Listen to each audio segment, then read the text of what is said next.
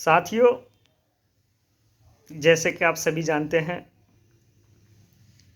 कि मदरसा टीचर को झूठ बोलकर जो मुकदमा पहले लखनऊ बेंच और फिर इलाहाबाद हाई कोर्ट में पैरोकार ने दाखिल किया था और आप लोगों से ये कहा था कि 10 से 11 लाख रुपए इसमें मिलेंगे। मुकदमे में ज़्यादा वक्त नहीं लगेगा, बहुत जल्दी इसका निस्तारण कर दिया जाएगा। लेकिन साथियों, बड़े अफसोस के साथ ये बात बतानी पड़ रही है कि लगभग 2.5 से 3 साल वर्ष होने जा रहे हैं और ख़ासकर लखनऊ बेंच वालों के साथ जो जालसाजी धोखा हुआ है उसको लखनऊ बेंच वाले कभी भूल नहीं सकते।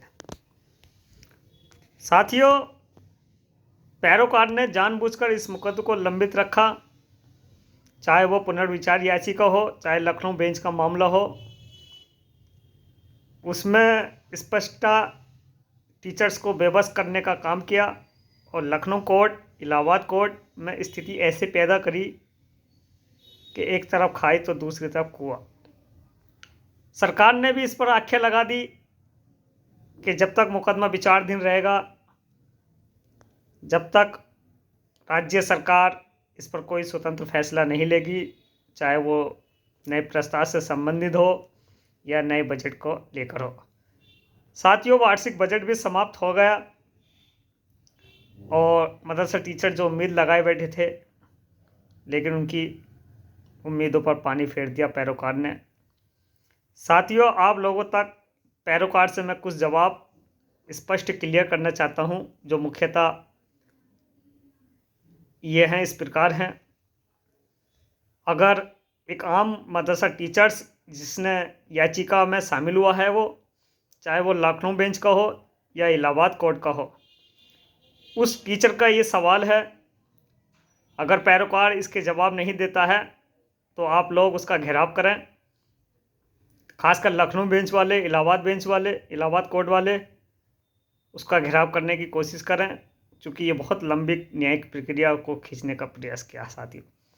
साथियों, पहला सवाल यह है, पुनर्विचार याचिका रिव्यू पिटीशन क्यों 8 मई तक पेंडिंग रखा गया?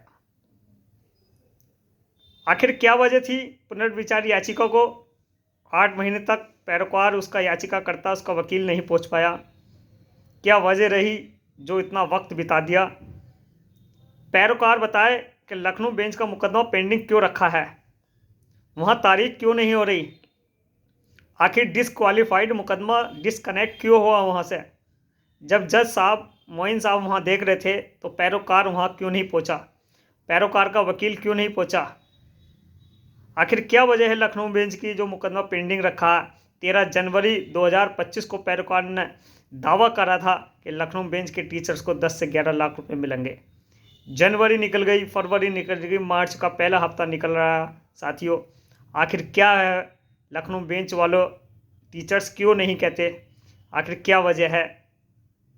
चौथा सवाल यह है, 22 फरवरी 2025 को सिर्फ समीक्षा बैठक ही तो पैरोकार याचिका के वकील उसमें शामिल क्यों नहीं हुए? साथियों, जब मालूम था कि 22 फरवरी को समीक्षा बैठक होने जा रही है और समीक्षा बैठक में पैरोकार याचिका का कर्ता का वकील समीक्षा बैठक में उपस्थित क्यों नहीं हुआ, शामिल क्यों नहीं हुआ? आखिर क्या वजह है, क्यों नहीं गया?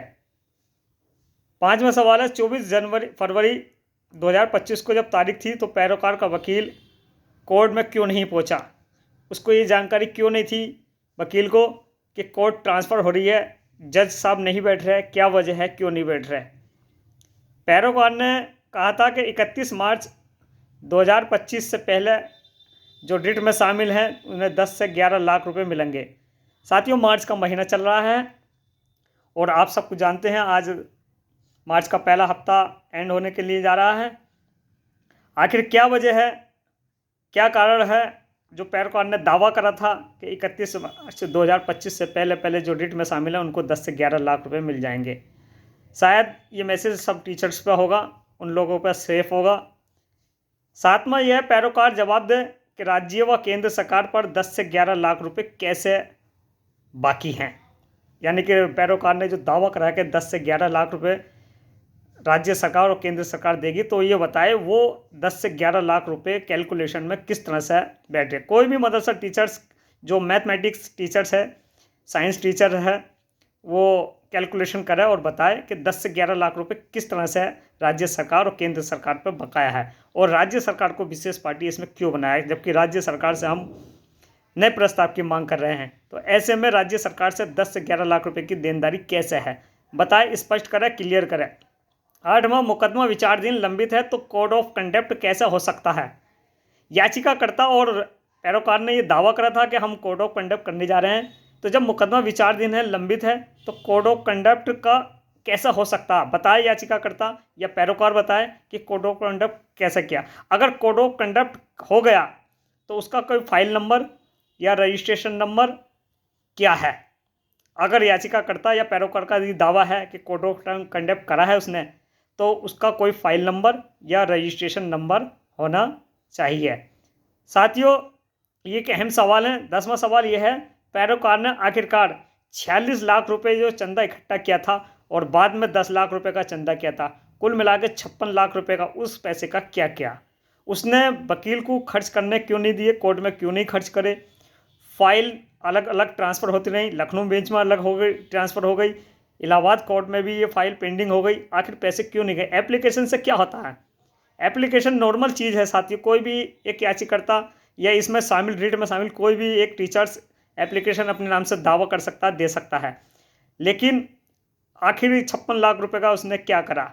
रीट में शामिल सभी मदरसा टीचर सवाल लखनऊ बेंच और इलाहाबाद कोर्ट के हैं। ये साथियों, सब लोग को ये सवाल है, आखिर वो सवाल पूछना चाहते हैं कि आखिर पैरोकार रमज़ान के मुक़द्दस महीने में इतना झूठ बोलकर आखिर इन पैसों का क्या करेगा वो। आखिर कोर्ट के नाम पर जो वसूली की गई है वो खर्च क्यों नहीं कर रहा है, क्यों पैसे टीचर से धन उगाही बार बार कर रहा है। जब मुकदमे पर डेट लगी थी या मुकदमा फाइनल स्टेज पर था, तो नए टीचरों को इसमें क्यों शामिल कर रहा है, उसकी क्या वजह है, उनसे पैसा क्यों उगा रहा है।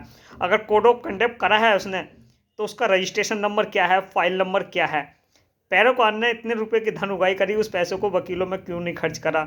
पैरोकार बताए कि जब समीक्षा बैठक करी उस राज्य सरकार और केंद्र सरकार के विद्वान वकीलों ने, तो याचिकाकर्ता का वकील क्यों नहीं पहुंच पाया, उसे क्यों नहीं जानकारी हुई कि 24 तारीख को कोर्ट बदल रहा है, आखिर क्यों बदल रहा है, क्या वजह रही।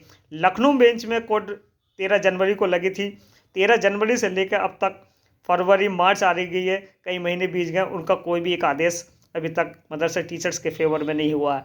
क्या वजह है, आखिरकार इसकी क्या कारण है, वो क्यों स्पष्ट नहीं करता। तमाम उत्तर प्रदेश के जो रीट में शामिल है मदरसा टीचर्स सवाल करें, घेराव करें ऐसे व्यक्ति का जो मदरसा टीचर को लूटने का काम कर रहा है, उनके विश्वास को तोड़ रहा है। और राज्य सरकार, केंद्र सरकार कहीं ना कहीं विवश है इस मामले को लेकर।